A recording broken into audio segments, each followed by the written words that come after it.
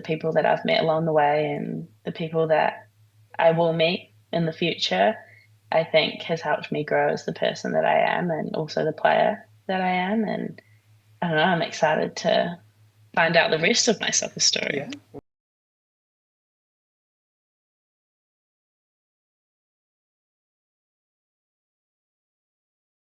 I think for the first probably, I don't know, a few years, obviously when I was doing it with my brothers, I didn't really think much about it. It was more a time for me to, kick them without getting into trouble. And then eventually, like it turned into playing club and then playing for my school and then kind of progressing from that. And then like New Zealand age groups kind of came around. So when I was like 15, I guess.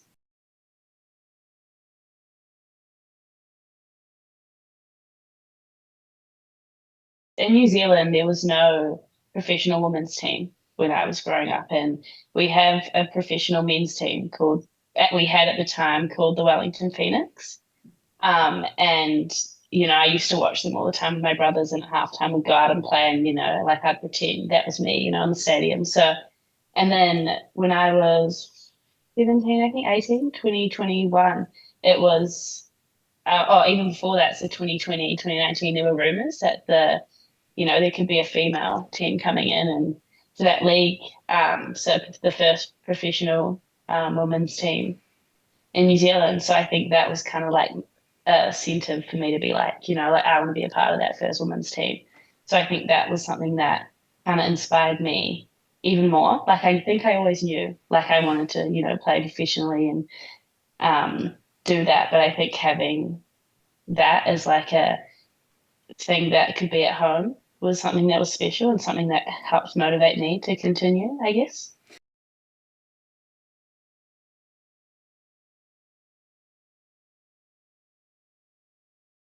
We spoke about like what are we going to tell the media, like oh we could say like you're injured or you have I don't know, you're ill or something, and I was like no, like I don't want to hide behind it, and I just think it's so important to know that it's okay to just have a break. And I think because it was the first Phoenix season, and so like there were a lot of lights on us as people and players in New Zealand. So we, I don't know, I kind of wanted to use that as a platform to be like, yeah, like right now I'm not okay. Like I will be okay, and I am okay, but like it's okay not to be in to take that break.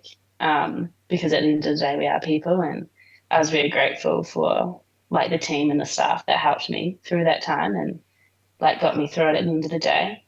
But yeah, like at the end of the day, we're people, and I don't know, I didn't want to hide behind an injury or anything like that. I wanted to be honest.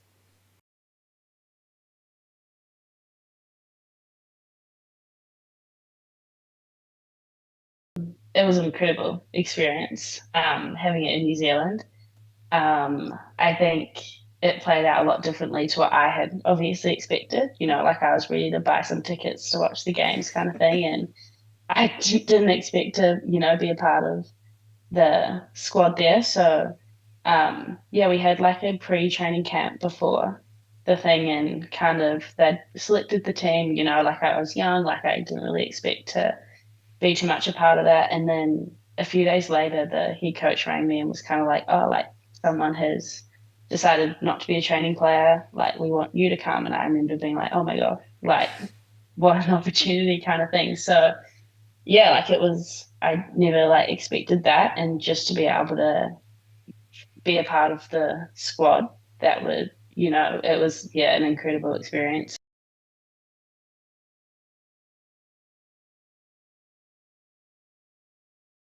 Being a training player was, I really enjoyed it. I think um, I learned a lot. Like you learn a lot about yourself. Like it's kind of weird and it's funny to talk about now because being a training player, like I would 100% heartbeat do it again. But obviously, like you want to be in the team, So it's like kind of like you're a part of the team, but you're not a part of the team, but you are a part of the team. And like credit to all the girls in the team. There was three of us training players, and they kind of treated us like we were a part of the team.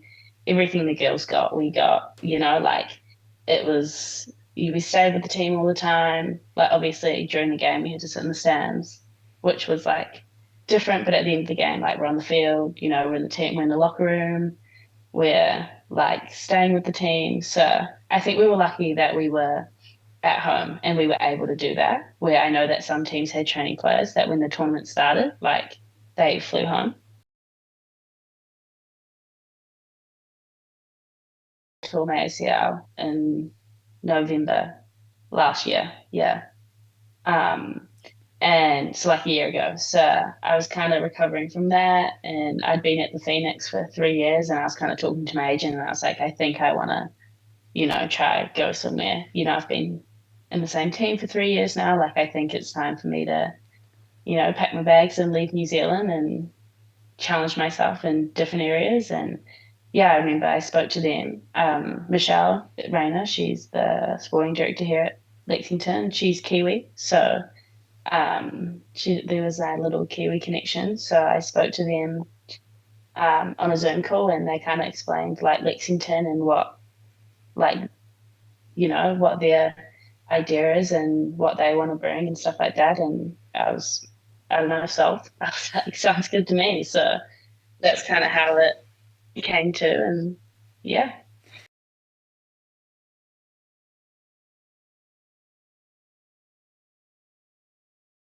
like I said, I wouldn't have changed my soccer story at all. And I think there's still much more to my soccer story. And I hope there's still much more to my soccer story. But yeah, like it means everything to me.